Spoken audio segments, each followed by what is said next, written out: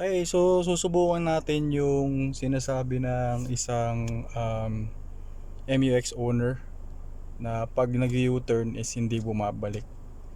So nag-comment ako doon, ang sabi ko ay may certain speed lang para bumalik yung manibela ulit sa diretso. Susubukan natin ngayon. I-try natin. 1.9 din yung engine niya, RZ4E. So nandito lang tayo sa closed road.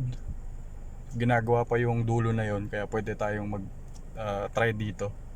So tara, subukan na natin. Okay, so sorry sa sa ilaw kasi against the light eh. So yan. Okay, subukan na natin mag U-turn.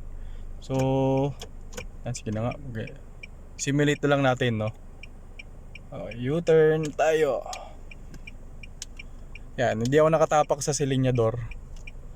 So hindi talaga siya babalik. Hindi ako natapak sa silinyador. Binabalik ko pa yung manibela. So, yun, 'di ba? Ganun usually mag U-turn. Kaya siguro sinasabi nila na hindi talaga babalik. Yes, hindi talaga babalik kasi may certain speed siya para bumalik. So, try ulit natin mag U-turn. Try ulit natin mag U-turn ng may konting application ng gas or silinyador. Okay, let's go. Yan, ikot, tapos press ng konti. Ayun.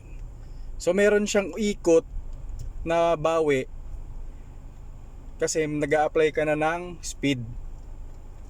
So, iano mo na lang siya, i-modulate mo na lang ba or tutulungan mo na lang siyang ibalik. Pero may masasabi kong meron talaga siyang certain speed na babalik talaga siya. Okay, subukan ulit natin. U-turn. Apply ng di ba? Pag nag-apply ka ng speed, ano na siya, bumabalik na rin naman siya. Kung napansin nyo, hindi ko masyadong hinawakan yung steering wheel para malaman nyo na bumabalik din talaga siya. Yun, sana nakatulong. Bye!